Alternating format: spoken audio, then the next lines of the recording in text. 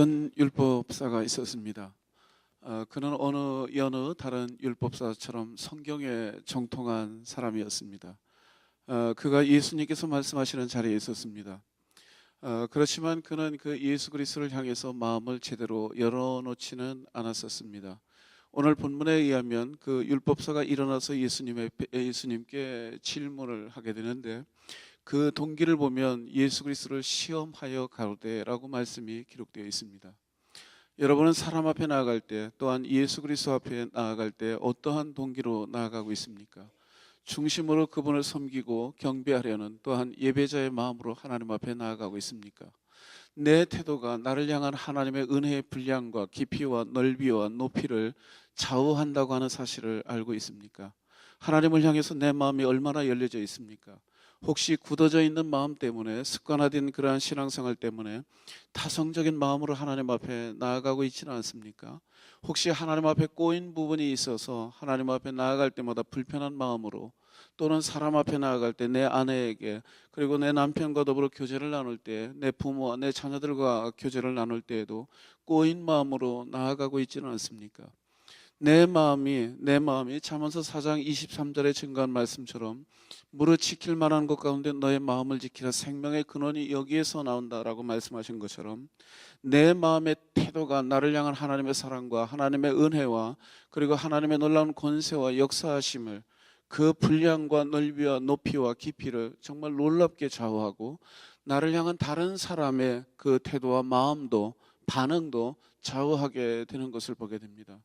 진정 하나님 앞에 나아갈 때, 내가 아무리 하나님과 예수 그리스도와 성령님을 사랑한다고 할지라도 저희를 향한 그분의 사랑에 비하면 저희는 흉내를 내는 것 그 이상이 될 수밖에 없습니다. 저희의 사랑을 감히 하나님 앞에, 예수 그리스도 앞에, 성령님 앞에 사랑이라고 말할 수는 없습니다. 여러분은 그 예수 그리스도의 말씀 앞에 나아갈 때마다, 하나님 앞에 나아갈 때마다, 예배를 통해 나아갈 때마다 예배자의 심정으로 나아가고 있으며, 여러분의 삶 가운데 이루어지시고 베풀어 주시는 그 하나님의 놀라운 일들에 대해서 내가 예배자의 심정으로 바라보고 예배자의 심정으로 그 모든 것을 대하고 있습니까?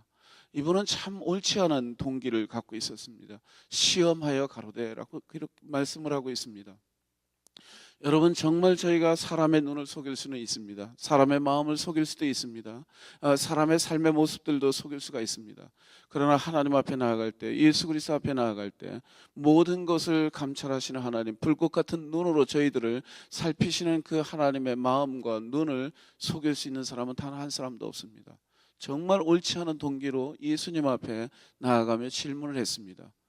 그 질문이 진정한 관심사였는지 고민이었는지 우리는 알 수는 없습니다. 그러나 갖고 간 그의 주제를 보면, 선한 선생님, 내가 어떻게 해야 영생을 얻을 수 있습니까? 라고 질문했습니다. 그러나 예수님께서는 대답 대신에 모든 것을 아시는 주님께서는 그의 대답을, 그의 말을 듣기를 원했습니다. 여러분, 우리의 신앙이 얼마나 개인적인지 모릅니다. 신앙은 정말 지극히 개인적입니다. 저희가 예전 찬송가에 보면 499장 저 장미꽃 위에 이슬이라고 하는 그 찬양의 그 후반부 구절을 보게 되면, 우리 서로 받은 그 기쁨은 알 사람이 없도다라고 그랬습니다.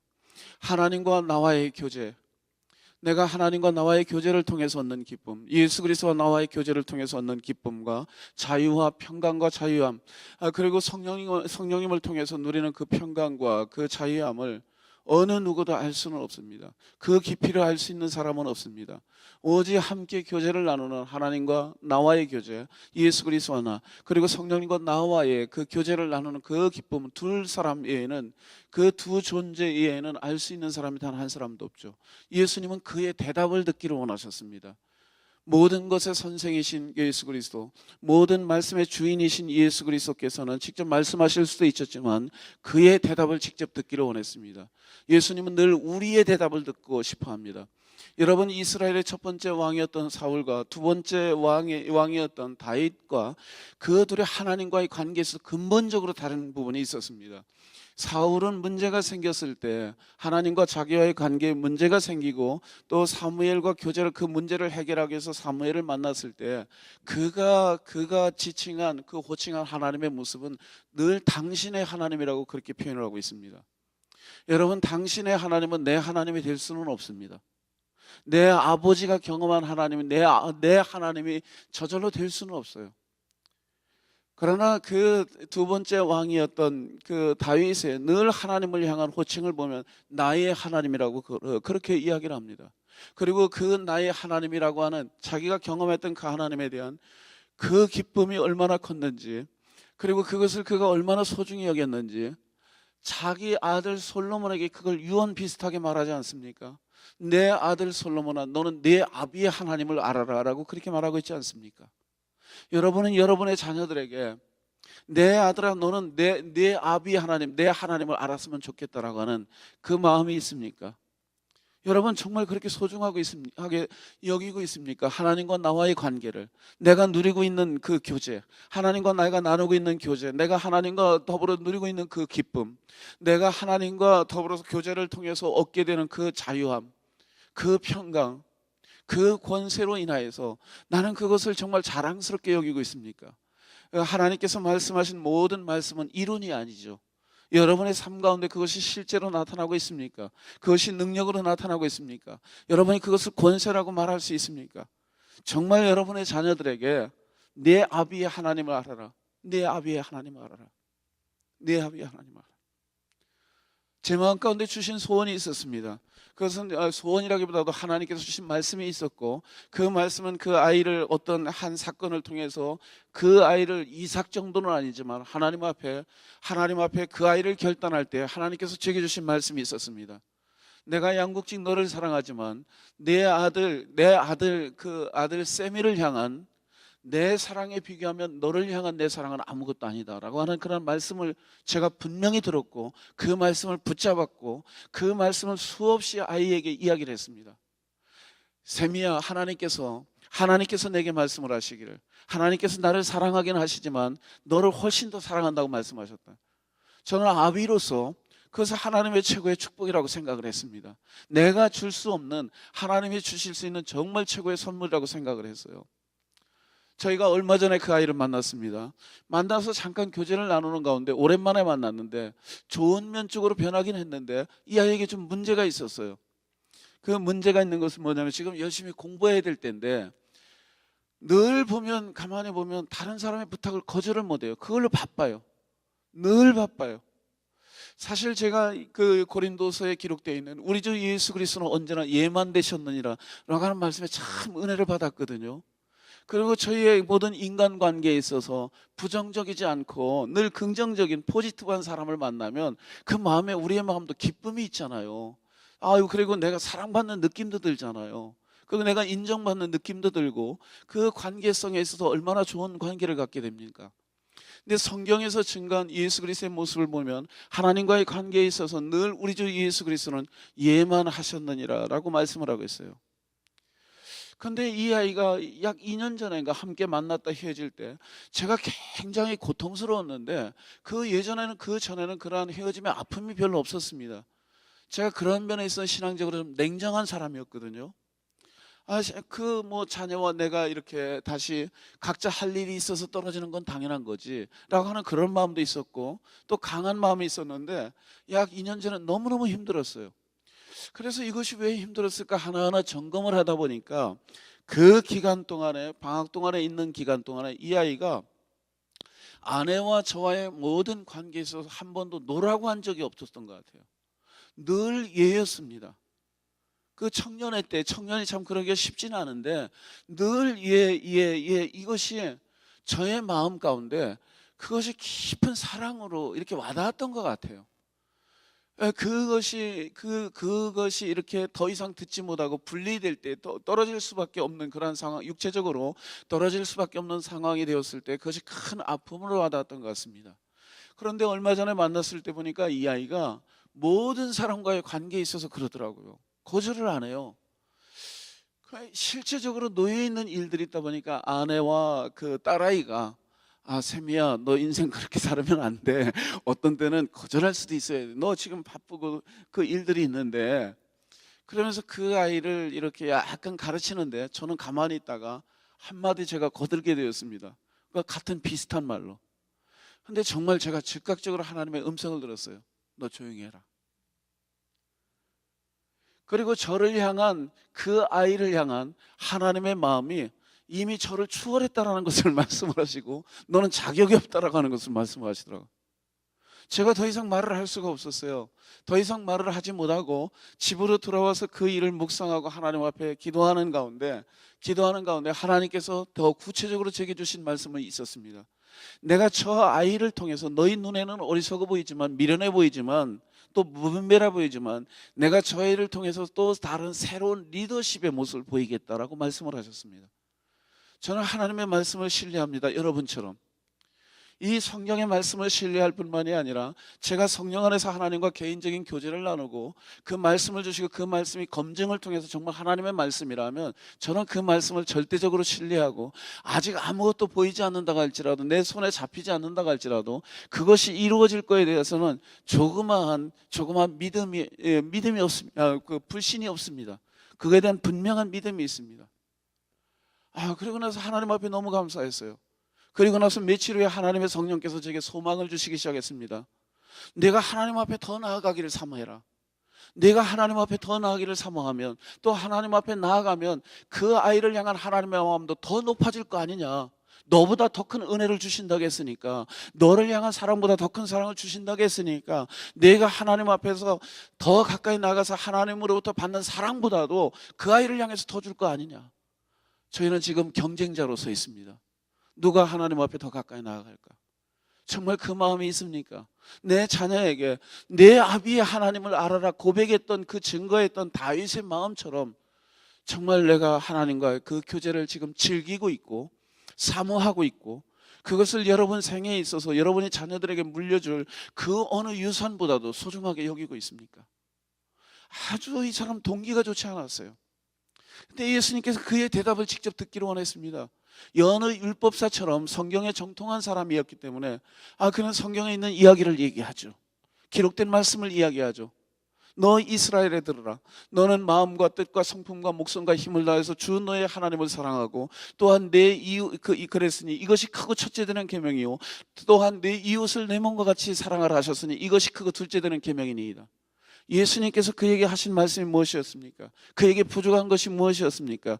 그가 선한 의도로 질문하지 않았다고 할지라도 영생에 관한 문제를 질문했을 때 예수님께서는 그에게 하나님과 교제의 기쁨이죠. 이것은 단순히 하나님의 나라에 들어가는 구원의 문제를 얘기하는 것이 아니고, 꼭 영생이 영토의 개념만 있는 것이 아니죠. 그것은 하나님과 동행하는 기쁨입니다. 하나님과 동행할 때 누리는 평강입니다. 하나님과 동행할 때 누리는 자유함입니다. 하나님과 동행할 때 누리는 넉넉함, 그 풍성함입니다.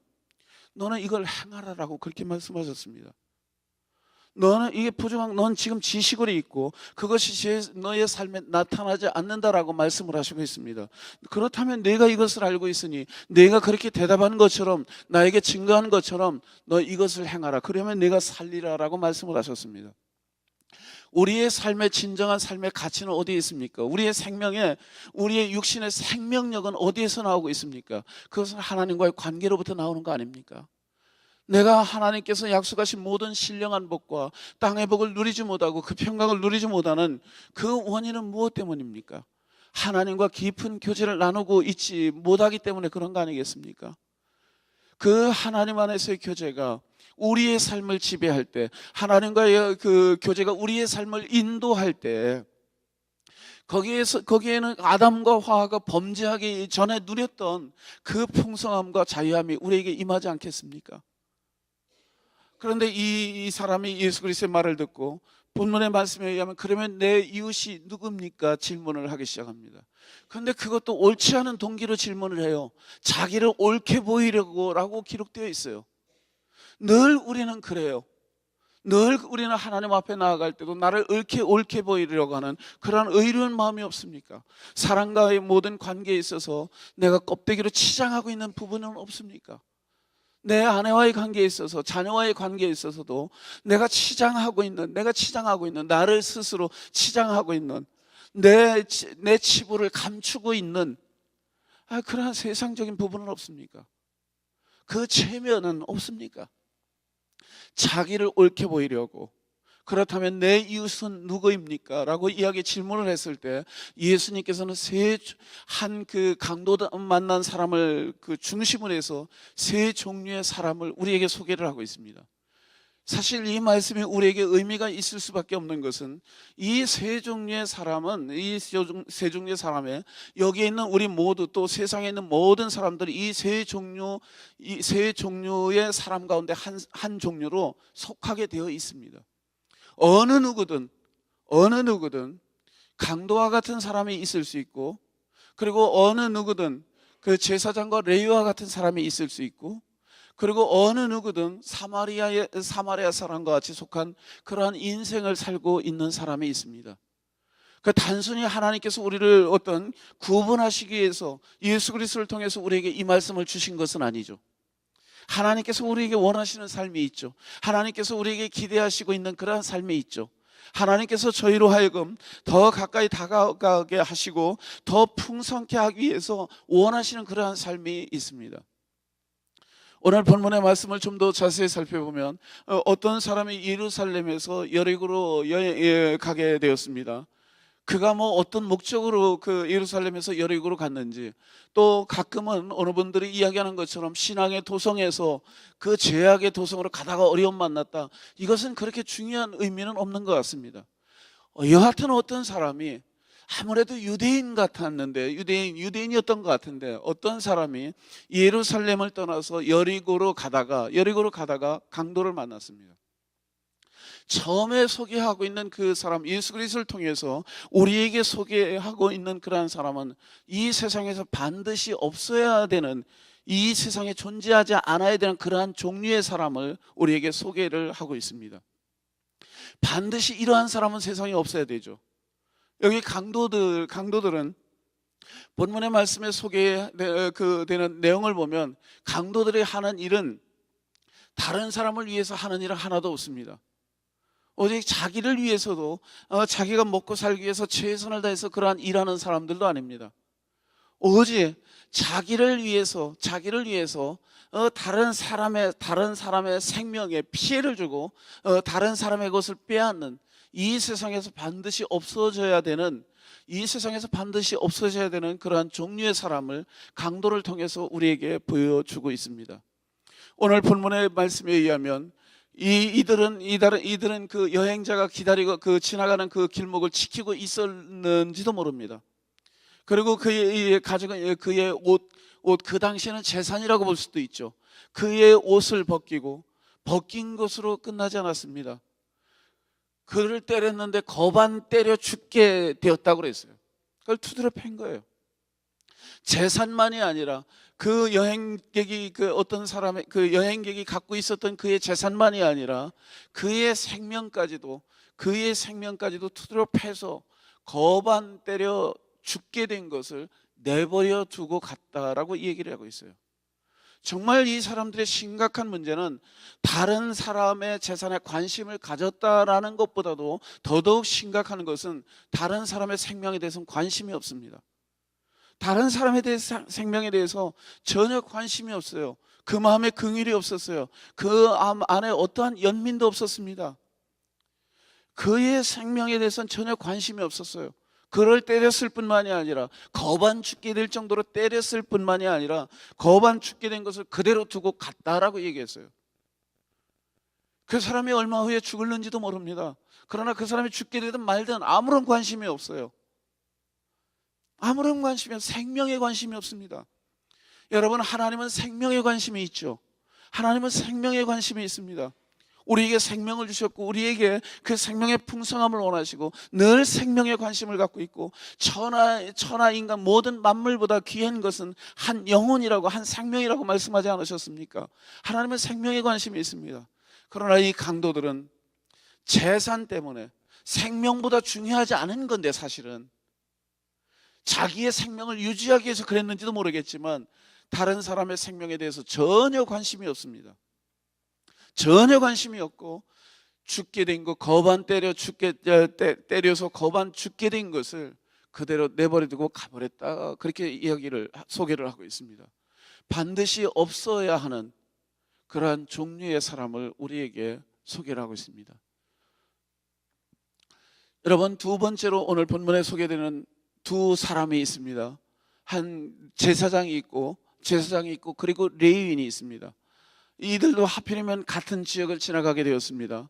오늘 본문의 말씀에 의하면 그들이 어떠한 목적을 가지고 그곳을 지나가고 있는지 소개하고 있지는 않습니다. 강도는 아마 강도질 하기 위한 목적으로 그곳에서 기다렸을 거예요. 그러나 이 제사장과 레위 사람들은 어떠한 목적으로 그들이 거기에 있었는지는 우리는 알 수는 없어요. 그러나 그들은 기본적으로 성전에서 일하는 사람들이었습니다. 그 하나님 앞에 예배자로 나아갈 수 있도록 도와주는 역할을 그런 일을 하는 사람들이었습니다.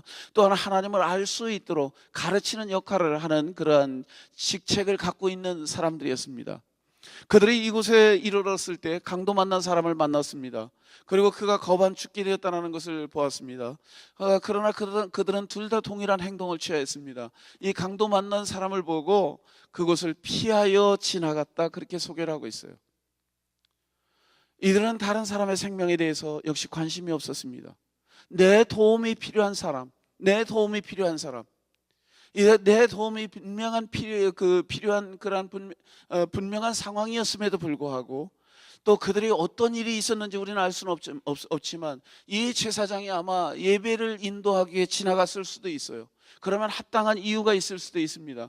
그들은 피를 만졌을 때는 하나님 앞에 예배를 집례할 수가 없었습니다. 하나님 앞에 나아갈 수도 없었습니다. 그들의 그러한 동기가 있었을 수도 있어요.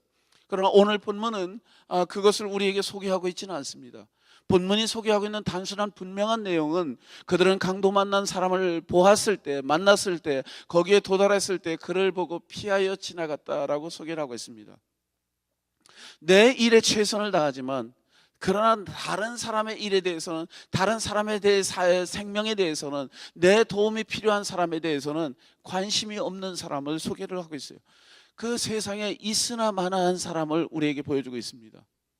반드시 생명과 연결되어서 보면, 그들은 이 상황과 연결되어서 보면 세상에 있어도 되고 없어도 되는 그러한 사람의 모습을 보여주고 있어요. 남의 것을 도둑질하지는 않아요. 남의 생명에 피해를 끼치지도 않습니다. 그러나 또 동일하게 역시 내가 다른 사람을 위해서 내 시간을 바치지는 않습니다. 다른 사람을 위해서 내가 수고하지는 않습니다. 오직 내 삶에 관심이 있습니다. 나를 위해서, 내 가정을 위해서, 내 자녀를 위해서 오직 내 주변만을 생각하는 그러한 사람의 모습을 우리에게 소개를 하고 있습니다. 마지막으로 오늘 저희에게 본문에서 소개하고 있는 그 한 사람을 소개를 하고 있는데, 반드시 세상에 이러한 사람이 있어야만 되는데, 세상에 있어야만 하는, 세상에 꼭 필요한 사람을 우리들에게 마지막으로 소개를 하고 있습니다. 그 사람은 이방 사람이었습니다. 이스라엘 사람의 눈으로 볼 때는 단순한 이방인이 아니라 개와 돼지와 같이 여겼던, 그 도무지 상종을 하지 않았던 그러한 사마리아 사람이었습니다.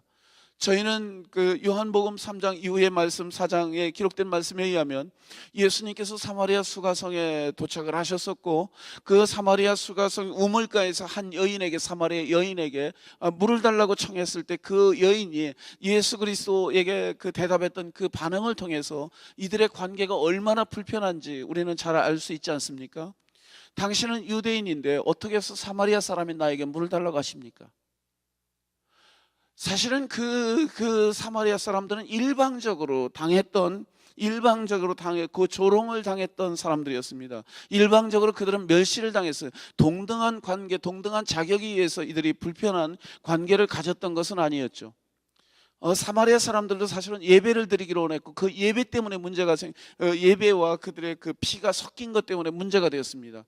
그러나 그들의 예배자의 마음이 있었거든요. 그 예배자의 마음으로 하나님 앞에 나아가려 갈 때 이스라엘 백성들이 그것을 무시하고, 유대 사람들이 무시하고, 그들에게 자격이 없다고, 하나님 앞에 자격이 없다고 하고 정죄하고 판단하고 비판하기에 익숙했었습니다. 그리고 개와 돼지와 같이 여겼습니다. 교제를 나누지 않았습니다. 그 동네 땅에도 잘 들어가려고 하지도 않았습니다. 먼 길이라도 돌아서 갔습니다. 그런데 이러한 사마리아 사람이 지나가게 되었어요. 그리고 오늘 본문의 말씀 보면 이 사마리아 사람은 분명한 목적이 있었습니다. 그냥 지나가는 게 아니었습니다. 목적 없이 지나가는 것이 아니었어요. 여행하는 중에라고 기록이 되어 있습니다. 여행이라고 하는 목적이 분명히 소개되어 있습니다. 여러분에게는 어떨는지 모르지만 저는 이 여행이라는 단어가 굉장히 심각하게 와닿습니다. 저희가 한국에서 처음으로 휴가를 얻었습니다. 휴가를 얻어서 백암온천으로 가는데 경찰에게 2번 딱지를 뜯겼어요. 얼마나 이 마음이 흥분되고 기뻤는지. 그리고 처음 운전할 때였어요. 그때 프라이드 차를 가지고 막 운전하는 얼마나 신이 나고 좋았는지. 그 새벽 예배 끝나자마자 출발을 하면서 새벽부터 경찰에게 2번이나 이렇게 뜯겼습니다. 여행의 즐거움이 있었어요. 막 그 엄청난 기쁨이 있었어요. 그 기대감이, 호기심과 기대감이 있어 엄청나게 흥분을 했습니다. 그 저절로 엑셀을 밟게 되고 그 목적지를 향해서 막 집중하다 보니까 아무것도 보이는 게 없는 거예요. 경찰차가 뭐가 안 보이는 거예요. 2번이나 딱지를 뜯겼어요. 이 사람이 어떤 사람이었는지 모르지만 여하튼 분명한 건 그런 여행이라고 하는 목적이 있었습니다. 그런데 거기에서 사마리아 사람은 이 강도당에서 거반 죽게 된 만난 이 사람을 거기서 마주치게 된 거예요. 그때 이의 반응이 어땠습니까? 오늘 본문의 말씀에 보면 그를 보고 불쌍히 여겼다고 그랬어요. 여러분, 모든 도움은 불쌍히 여기는 것으로부터 시작이 됩니다.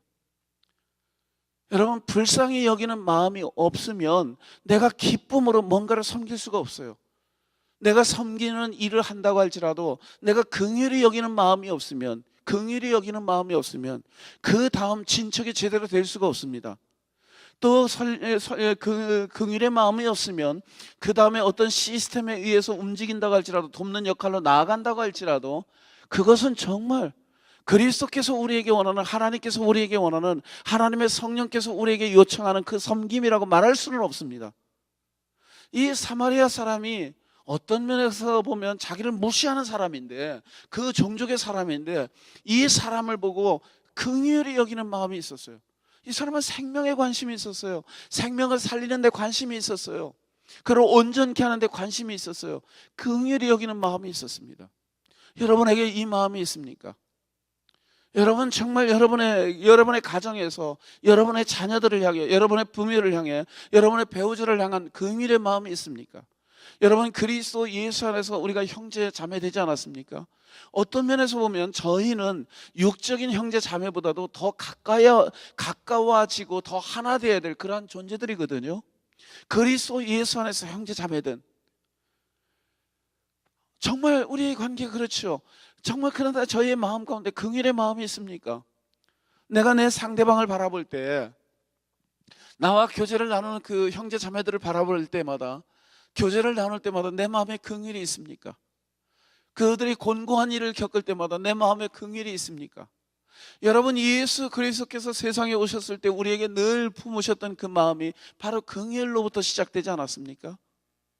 여러분, 긍휼로부터 시작됐죠. 그래서 늘 예수님의 그 사역 전에 우리들에게 소개되는 내용을 보면 무리를 보고 민망히 여기사, 불쌍히 여기사, 긍휼히 여기사, 측은히 여기사, 그들을 사랑하사, 이 같은 단어가 아니겠습니까? 여러분, 내 마음에 긍휼이 있습니까? 정말 내 도움이 필요한 사람들에게 긍휼의 마음이 있습니까?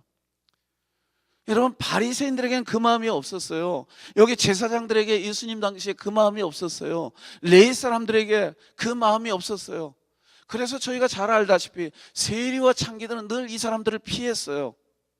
바리새인과 종교 지도자들이 하나님의 사람이었고 하나님의 말씀을 가르치는 사람들이었고, 그리고 이스라엘 백성들을 하나님 앞에 예배자로 인도하게 되는 그 역할을 했지만, 그러나 죄 가운데 있어서 문제가 있는 사람들, 남의 위로가, 그들은 얼마나 많은 위로가 필요합니까? 난 참 기가 막힌 사람을 봤어요. 멕시코에서. 정말 하나님은 말할 수 없이 저희를 멕시코의 삶을 통해서 부끄럽게 만들고 있습니다. 얼마 전에 여기 오기 전에 약 50일 동안 계속 집회를 한 교회가 있었습니다. 그런데 저희들이 도저히 50일을 못 내서 25일을 하기로 했어요. 초반기에 10일을 하고 나중에 15일을 해서 전체 25일 새벽과 저녁으로, 그리고 낮에는 그 전도하면서 이렇게 생활을 하는데, 저희가 사역을 하는 곳에서 큰 문제가 생겼습니다. 그 집회 기간 동안에, 은혜스러운 집회 기간 동안에 정말 심각한 문제가 생겼어요. 교회에. 그 찬양팀 하는 그 형제 자매가 있었는데, 한 자매는 대학생이고, 한 형제는 대학생이었고, 자매는 고등학교 갓 졸업한 여학생이었는데, 그만 이 문제가 생겨서 아이를 갖게 된 거예요. 그때 이렇게 드러난 거예요. 아이를 갖게 된 게. 그 결혼을 하지 않았죠. 물론 결혼을 하지 않은 상태인데, 리더 아니에요. 가장 중요한 리더 가운데 한 사람 아니에요. 앞에서 찬양하고 참 은혜스럽게 인도하는 사람들이었어요. 그런데 그 서로 이게 사랑을 해서 넘지 않을 선을 넘었고, 그리고 아이를 가졌어요. 교회 들썩들썩 됐어요. 저는 저희가 묵었던 집이 사실은 굉장히 힘든 집이었습니다.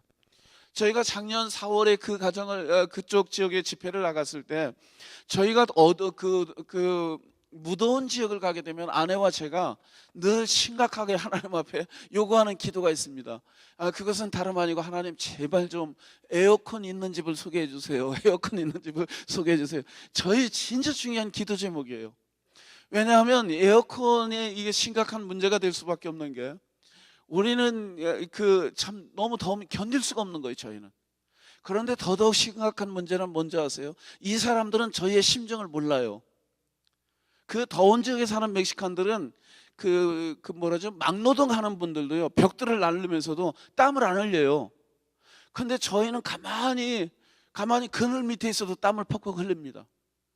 그 사람들은 저희 이해 못해요.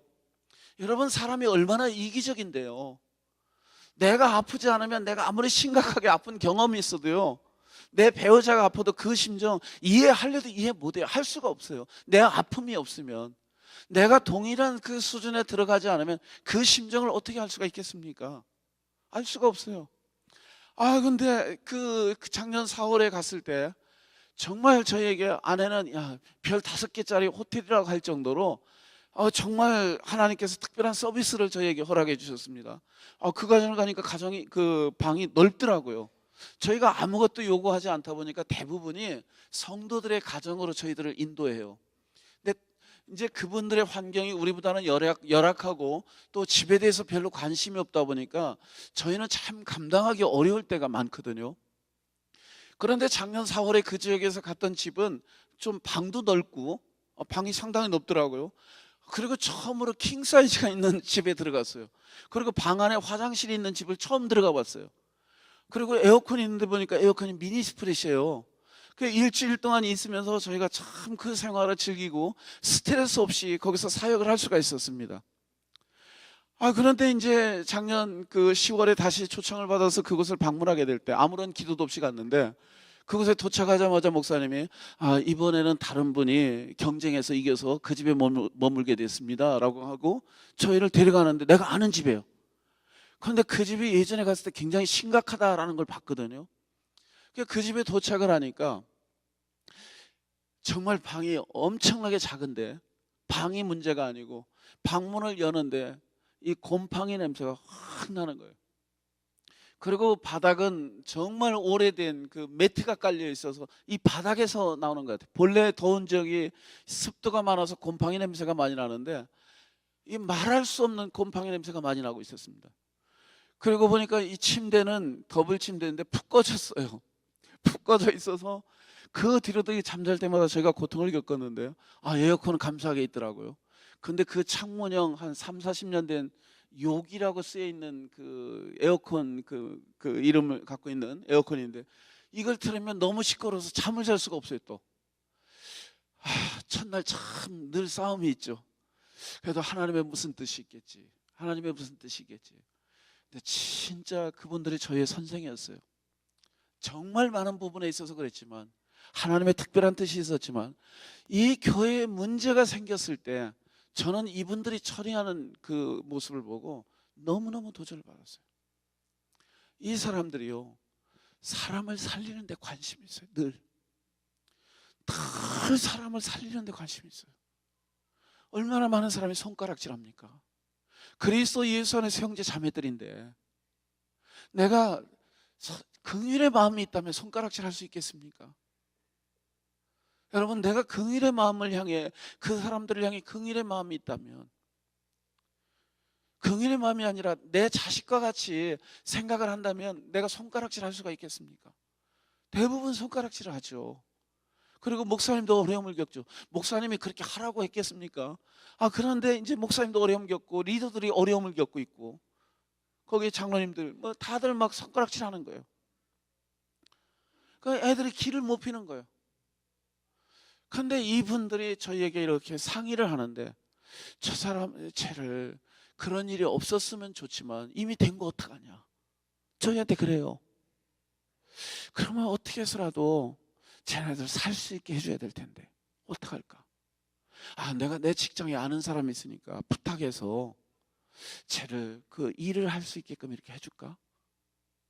부부가 그 고민을 하는 거예요. 그 부부, 사람을 살리는데 관심을 두고 있더라고요. 그런데 그 모든 게 긍휼로부터 시작이 됩니다. 여러분, 내가 긍휼의 마음이 없으면 그 다음은 다 껍데기죠. 하나님 앞에 나아가서 내가 이런 일을 했습니다, 내가 이런 일을 했습니다, 내가 이런 일을 했습니다 라고 말한다고 할지라도, 예수님께서 우리에게 말씀하시기를 마태복음 7장에서 증거하신 말씀처럼 내가 주의 이름으로 귀신을 내쫓고 병자를 내쫓고 그 모든 그 복음을 많이 전했다고 할지라도 이 불법을 행하는 자들아 내게서 떠나가라, 나는 너희를 도무지 알지 못한다 말씀하셨고, 고린도서에서 증거하는 말씀 보면 우리의 모든 삶에 대해서 하나님께서 평가를 하시는데 불로 태워보신다고 했잖아요. 그리스도의 마음으로 행하지 않은 모든 것, 아무리 내가 엄청난 희생을 했다고 할지라도, 헌신을 했다고 할지라도 그 모든 것은 타버리지 않겠습니까? 그리스도의 마음이 무엇입니까? 그것은 긍휼 아니겠습니까? 이 사람에게 그 마음이 있는 거예요. 지금 이 사마리아 사람한테 저는 다른 어떤 행위보다도 이것 자체가 중요하다는 것을 분명히 알고 있습니다. 정말 예수님을 통해서 많은 사람이 위로받은 거, 여러분, 세리와 죄인과 창기들이 예수님을 찾아올 수밖에 없었던 이유가 예수님은 그 사람들을 있는 모습 그대로 받아줬어요. 연약하면 연약한 대로 받아줬어요. 그들을 심판하거나 정죄하지 않았습니다. 여러분, 간음하다가 현장에서 붙잡혀온 그 여자 같은 경우에는 이것은 그 바리새인과 그 바리새인들은 이 여인을 통해서 예수님을 올무에 걸으려고 했고, 그 여인을 아주 인격적인 존재로 인정하지 않았잖아요. 정죄하는 것보다 더 무섭게 이 여인을 빌미로 해서 예수 그리스도로 올무에 걸려고까지 그렇게 시도하지 않았습니까? 그런데 예수님께서는 그 여인에 대해서 누구든지 죄 없는 자가 먼저 이 여인을 돌로 쳐라. 여러분, 하나님의 성령이 역사했습니다. 각 사람을 돌아보게 했습니다. 어느 누가 죄 없는 사람이 있겠습니까? 어느 누구가 정죄할 자격이 있겠습니까? 어느 누가 심판할 자격이 있겠습니까? 저희는 심판할 자격이 없음에도 불구하고, 정죄할 자격이 없음에도 불구하고 이 마음이 없기 때문에 심판하고 정죄하고 비판하고 판단하는 거 아니겠습니까? 그런데 예수님은 사실은 자격이 있잖아요. 그분은 죄에 대해서 알지도 못한다 그랬어요. 베드로 사도는 하나님의 성령을 통해서 증거하기를 우리 주 예수 그리스도는 죄에 대해서 알지도 못했던 분이었다라고 그렇게 이야기를 해요. 그리고 그분이 죄인이 아니었기 때문에 온전한 그리고 영원한 속죄 제물이 될 수 있었다고 성경은 말하고 있지 않습니까? 자격이 있었던 그분은 이 긍휼 때문에, 그 안에 있는 긍휼 때문에 그 여인에 대해서 아무 말씀도 안 하고 용서를 하셨고, 오히려 자격이 있었던 그분은 용서를 하시고, 세리와 창기들이 예수 그리스도를 찾아왔던 그 이유는 그냥 있는 모습 그대로 받아주잖아요. 거기에 권세가 있습니다. 거기에 능력이 있습니다. 거기에 하나님이 있습니다. 내 삶을 통해서 드러나는 최고의 그 하나님을 드러내는 그 예배자의 삶은 바로 이 긍휼로부터 시작을 합니다. 내게 긍휼의 마음이 있습니까? 내 가까운 사람만이 아니라 이 긍휼의 영역인 내 원수들까지는 아니더라고 할지라도 이 사마리아 사람, 자기를 불편하게 하는 그러한 종족에 관한 그러한 대상까지는 아니라고 할지라도, 내가 정말 내 안에서 그리스도 예수 안에서 형제 자매되고 그리스도 예수 안에서 교제를 나누고 하나님이 짝지어 주신 내 아내와 남편과 자녀들과 부모들에 대해서 이 마음이 있습니까? 여기서부터 시작이 되죠. 이 첫 단추가 잘못 깨지면 나를 옳게 보이려고 그 다음 행동할 수 있어요. 그죠? 나를 옳게 보이려고, 내가 목사니까, 내가 장로님이니까, 내가 교회 리더니까, 그것이 동기가 될 수도 있다고요. 그리고 그것으로 우리는 멋지게 시장할 수 있어요. 사람 앞에서 사람들이 나를 인정할 수 있어요. 그것 때문에 내 속은 모르니까. 그러나 하나님의 눈은 어디 있습니까? 내가 하나님의 눈을 속일 수 있습니까? 내게 이 긍휼의 마음이 있습니까? 내가 이게 긍휼의 마음이 있기 전에는 내가 아무것도 하지 않으리라. 그 각오가 있습니까? 이 긍휼의 마음이 있었어요. 그리고 긍휼의 마음으로 가까이 갔습니다. 가까이 가요. 생명을 살리는 데 있어서는 내가 멀리서 할 수는 없습니다. 물론 기도를 통해서 멀리서도 뭔가 할 수 있는 역할도 있지만, 오늘 본문의 이 사마리아 사람은 긍휼히 여기고 불쌍히 여기고 그에게 가까이 다가갔다라고 얘기를 하고 있습니다. 예수님은 늘 죄인에게 가까이 다가가셨습니다. 그러나 종교 지도자들은 죄인들로부터 계속 분리되기를 원했어요. 그들의 생명에 관한 일을 하고 있었던 사람이었지만, 그러나 그 일로 인해서 그 멀리 있으면서 어떻게 생명을 살릴 수가 있겠습니까? 생명에 대해서 자세히 관심을 가질 수가 있겠습니까? 어떤 도움을 줄 수가 있겠습니까? 가까이 갔다 그랬어요. 가까이 다가가서 긍휼을 가지고 긍휼의 마음을 품고 가까이 다가갈 때는 도울 일들이 보이기 시작합니다. 그러나 내가 판단의 눈으로 가까이 다가갈 때는 비판할 거리만 자꾸 그것만 보이기 시작합니다. 여러분, 그렇지 않겠습니까? 저는 그런 생각을 해요. 멕시코로 가기 전에 그렇게 가기 싫어하는 저에게 하나님께서 결정적으로 가게 하는 것은 긍휼의 마음이었어요. 저는 한 번도 그것이 중요하다고 생각해 본 적도 없었어요. 그리고 그것이 멕시코에서 얼마나 중요한 역할을 할까 생각조차 못했어요. 그러나 2000년도 8월 15일 손양원 목사님 기념관인 그 순천 애양원에 갔다 오는데, 논산 근방에서 고속도로에서 옆에 사역자가, 그 동역자가 운전하고 있었고, 저는 그 옆에서 음악을 듣고 있는 가운데 갑자기 하나님은 멕시칸들을 향해서 제 마음에 성령을 통해서 긍휼의 마음을 주셨어요. 제 마음 가운데 아마 나는 모르겠어요, 멕시칸. 왜냐하면 대부분이 싫어하는 사람들이 많더라고요. 그런데 나한테는 너무너무 좋아 보이는 거예요. 그리고 그런 말을 들으면 너무 부담스러워요, 사실은. 뭐 게으른 사람들, 뭐 늘 훔쳐가려고 하는 사람들, 뭐 막 이런 얘기 들으면 참 내 부담스러운 게, 이게 제 마음이 아니에요. 가만히 보면 이게 하나님이 주신 마음 때문이었던 것 같아요. 그리고 가까이 갔잖아요. 근데 그 마음을 심어준 상태에서 가까이 가다 보니까, 그래서 그런 거 다 좋아 보이는 거예요, 이게. 여러분, 그렇지 않아요? 내가 콩깍지가 씌우면 연애할 때 그렇지 않지 않습니까? 다 이뻐 보이잖아요. 내가 긍휼의 사랑의 마음이 있으면 다 이뻐 보이는 거 아닙니까? 그건 감정의 사랑이죠. 그러나 감정의 사랑은 언젠가는 사라지게 되어 있습니다. 그래서 나이가 들고 뭐하고 하면 뭐 그렇게 이뻐 보이진 않잖아요, 또. 그런데 정말 저의 마음 가운데 이게 그리스도께서 심어주신 그 긍휼의 마음이 있다면 이건 다르지 않겠어요? 저는 그럴 거라는 생각도 해요. 그런데 이런 말을 제가 굉장히 조심스러워하는 건, 아직도 난 진짜 좋거든요. 그 사람들이 나보다 훨씬 낫다는 걸 알고 있거든요. 배울 게 많거든요. 그런데 이것도 중요한 역할을, 지금 결정적으로 중요한 역할을 하고 있지 않나, 그 생각을 합니다. 긍휼의 마음으로 가까이 가면 뭔가 도울 일이 생기는 거예요. 이 사람 도움이 필요한 사람한테. 그런데 그 마음이 없으면 아이고 그러니까 그랬지 하고 이유를 찾는 거예요. 그 사람이 지금 어려움 당했던 그 합당한 상식적인 이유를 찾으면서 그를 비판한다고요. 그를 판단한다고, 정죄한다고요. 분석한다고요. 아니에요. 이 사람의 긍휼의 마음이 있고 가까이 다가가서 물과 포도주를, 그리고 그 다음에 관심을 가졌습니다. 관심을 가졌어요. 그걸 행동으로 옮겼어요. 관심을. 물과 포도주를 붓고 그 상처를 싸매고 자기의 그 나귀에 태워서 여관으로 가서 밤새도록 치료를 했습니다. 이게 긍휼로부터 시작이 되죠. 밤새도록 치료를 했어요. 자기와 상관없는 사람이에요. 어떤 면에서 보면 자기 종족을 굉장히 싫어하는, 자기 마음 가운데 불편함이 있을 수 있는 그러한 종족이기도 합니다. 밤새도록 그를 돌봐줬습니다. 그러나 돌봐준 걸로 끝났습니까? 그 다음날 이 사람이 급한 일이 있었던 것 같죠. 여행이 목적이었습니다. 단순한 여행이 아니었던 것 같아요. 그가 떠나가면서 데나리온 2를 여관 주인에게 주면서 이 사람을 나 대신 치료해줘라. 내가 여기서 더 이상 있을 수 없으니까. 그리고 내가 돌아올 때 다시 돌아보겠다 여기를. 그래서 너희가 만약에 치료비가 더 들면 내가 너에게 더 지불을 하겠다. 지속적인 관심입니다. 여러분, 이 사람의 모습을 가만히 되돌아보세요. 이게 예수님 모습 아니에요? 그게 예수님 모습 아니에요? 저희를 향한, 예수님이 저희를 향해서 세상에 내려오시는 이유는 뭡니까? 우리를 사랑해서, 긍휼히 여겨서, 불쌍히 여겨서. 그분에게 그 마음이 있었잖아요. 우리에게 우리를 향한 긍휼의 마음이 있잖아요.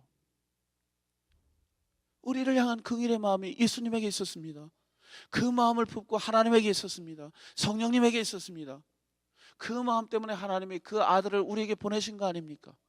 가까이 보낸 거 아닙니까? 우리에게 보내셨어요. 우리를 보내신 이유가 무엇 때문입니까?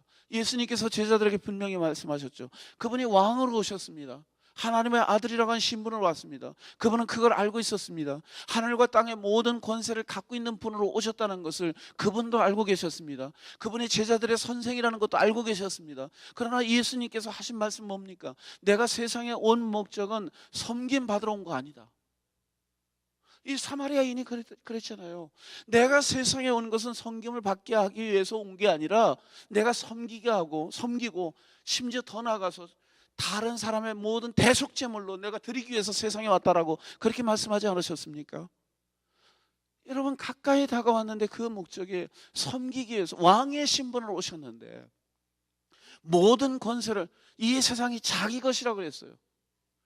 그러나 세상은 하나님을 환영하지 않았다고 했습니다. 자기 땅에 오매 자기 백성이 그를 영접지 아니하였으나, 그랬잖아요. 그가 무시해야 될 그의 소유입니다. 저희들이 그의 피조물입니다. 자기 땅이에요. 그러나 그 땅의 백성들이 그를 환영하지 않았습니다. 그러나 그럼에도 불구하고 예수님께서는 나를 위해서 생명을 대속제물을 드리기 위해서 오셨다고 하지 않았습니까? 여러분, 예수님 요한복음 13장 말씀에 13장 1절 이후의 말씀을 보면 예수께서 유월절이 다가오니 예수께서 세상을 떠나서 아버지께로 돌아갈 때가 이른 줄을 아시고 십자가의 고난이 얼마 남지 않았습니다. 자기에게 큰 어려움이 다가올 거라는 걸 알았어요. 그 어려움은 단순히 육체적인 고통을 의미하는 것은 아닙니다. 어머니와 헤어지는 그 아픔 이상의 큰 아픔이 있었습니다. 그것은 십자가에 달려 들어가실 때 하나님과의 단절이었습니다. 예수님은 그거 무엇보다도 싫어했죠. 여러분에게 그 마음이 있습니까? 나는 어떠한 경우에도 하나님과 나와의 관계는 내가 잃어버리지 않겠습니다. 그 마음이 있습니까? 여러분, 내가 개인적으로 교제를 나누지 않는다면, 내가 하나님을 살아가신 분으로 교제를 나누지 못한다면, 그 사랑을 느끼지 못한다면, 나를 향한 그 하나님의 마음을 내가 헤아리지 못한다면 그 고백 할래 수가 없죠. 여러분, 시편 51편에서 다윗이 하나님 앞에 범죄했습니다. 그러나 자기는 범죄했음에도 불구하고 범죄한지를 잘 몰랐습니다. 선지자 나단을 통해서 다윗의 죄를 지적할 때까지, 구체적으로 지적할 때까지도 그게 자기 얘기인지 몰랐어요. 그러나 자기인지를 깨달았을 때, 자기가 하나님 앞에 죄인인 것을 깨달았을 때 그가 하나님 앞에 딱 요구한 거 한 가지가 있었습니다. 주의 성령만은 내게서 걷어가지 마옵소서. 여러분, 왜 그랬습니까? 나를 정결케 해달라고. 사울하고 얼마나 대비가 됩니까? 이스라엘 사람들 가운데 나를 높여달라고 그랬습니다. 사울은 자기가 범죄했을 때 사무엘에게 부탁한 내용이 이스라엘 백성들 앞에서 내가 초라한 꼴 보이지 않도록 나를 높여달라고 그렇게 이야기를 했어요. 다윗은 그거에 대해서 관심이 없었습니다. 자기가 조롱을 당하든 왕권을 뺏기든 아무 의미가 없었어요. 그에게 소중한 거, 가장 소중한 건 왕권이 아니었습니다. 여러분, 정치가들이 가장 고통을 당할 때가 자기의 위치에서 내려올 때 고통당하지 않습니까? 연예인들은 자기 힘에서 내려올 때 그러고, 연예인들은 인기를 잃어버릴 때, 그때 그 허전함을 달래기 위해서 그 정부에서 그러한 약물들을 복용하고 그러는 거 아니겠습니까? 이 사람에게 있어 가장 소중한 건 집착하게 되어 있잖아요. 가장 소중한 걸 집착하게 되어 있습니다. 여러분들은 어떤 것을 집착하고 있습니까?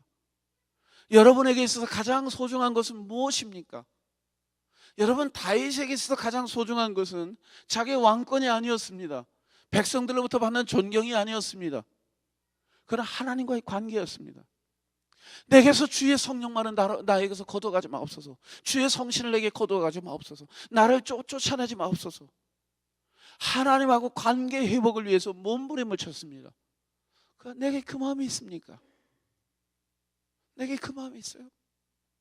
내가 하나님의 사람이라면, 그 예수님께서 나를 위해서 죽으셨는데 또 나와 동행하신다고 했는데, 볼지어다 내가 세상 끝날까지 너희와 항상 함께 있을지니라 하신 말씀은 꼭 제자들에게만 주신 말씀입니까? 그것은 그리스도를 영접한 모든 사람들에게 주신 말씀이 아니겠습니까? 베드로가 신앙 고백을 분명히 했을 때 예수님께서는 베드로에게 두 가지를 약속하셨는데, 그 가운데 하나는 너는 베드로라, 내가 이 위에 내 성전을 지으리니 음부의 권세가 해치 못하리라. 거기에 성전을 짓겠다고 했어요. 고린도전서 3장 16절은 그 성전을 나우스라고 얘기했습니다. 지성소라고 얘기했습니다. 그 지성소는 뭐를 의미하고 있습니까? 하나님이 계신 곳이 지성소 아닙니까? 내 안에, 내 삶 안에, 내 영혼 안에 하나님의 생명이 있는 그 성전인데, 나는 그 하나님을 어떻게 대우하고 있습니까?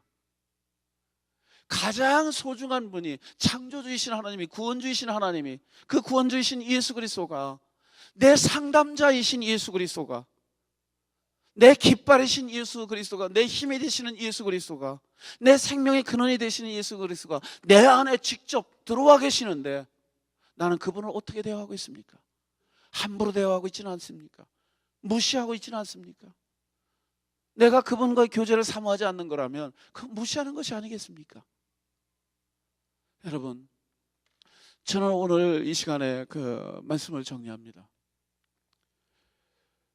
오늘 이 말씀을 통해서 저희는 어느 누구든 내가 원하는 삶의 그 스타일이 있을 거라고요. 어느 누구든 첫 번째와 같이 이 세상에서 꼭 없어야 되는 강도와 같은 삶을 살기를 원하는 사람은 한 사람도 없을 것입니다.